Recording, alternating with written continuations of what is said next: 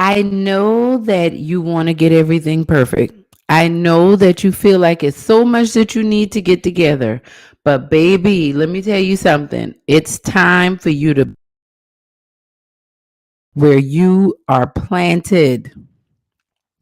Welcome to the Heartline. This is Adelai Brown, your heart coach, and I'm so thankful to have you here with us today. The Heartline is our village, our community where we come in and we work together to build personal, relational, and financial wealth through authentic living. I have been working with individuals for over 10 years now, and I'm so thankful to be working with you. I'm really excited about everything that's going on in our lives right now. I'm really excited about the work that's taking place. And I really want to encourage you to come along on this journey with me. Today, we're talking about blooming where you're planted. And this topic is very, very special to me because I really resonate with this in a personal way.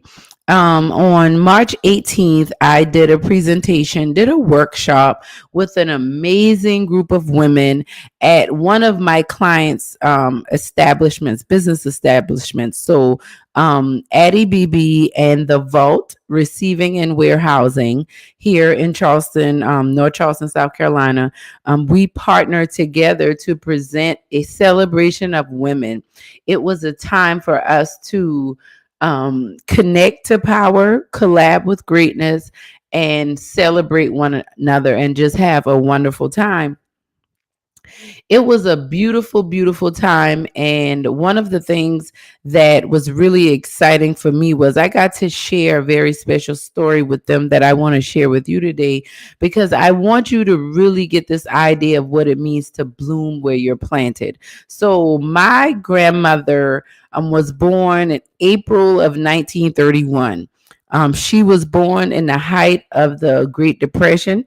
And one of the things about her being born that's so unique to me is that her mother and father, from all accounts that we've heard and the history of our family, were in love. My great grandparents were really in love, and they had 7 children. My grandfather was older than my grandmother. My great grandfather was older than my great grandmother.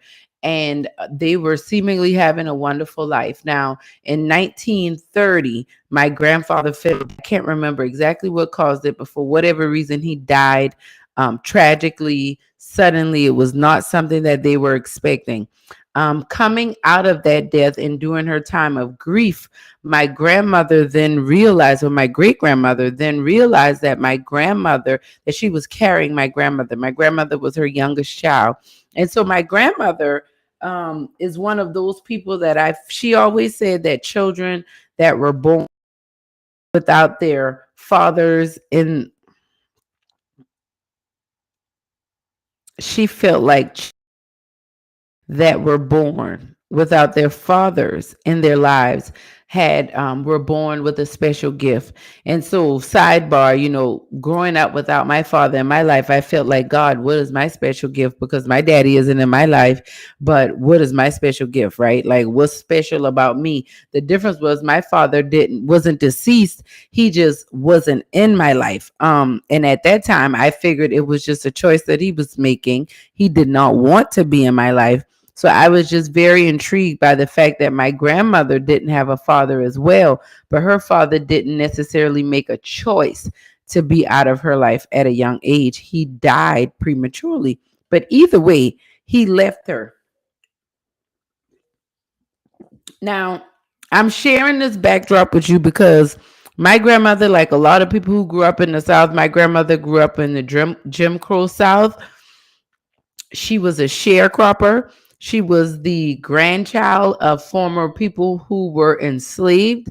She got married at 16 years old. She had her first child at 17 years old. And by the time she was 30, she had 8 children and had been married for 13 years. So I always thought that that was amazing because growing up in the culture that I've grown up in, being raised by a strong single mother, the story of my grandmother and a lot of the things that she went through with my